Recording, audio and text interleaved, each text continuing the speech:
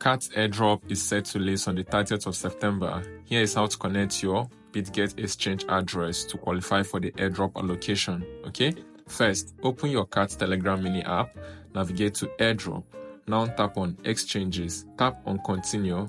Here you are required to add your Bitget UID and CAT deposit address. So how do you get this? To do that, open your Bitget exchange app. Okay, it is important to note that the Bitget exchange app is different from the Bitget wallet app. Okay, so don't make any mistake. Now open the exchange app, tap here to see your UID, copy it and paste it here.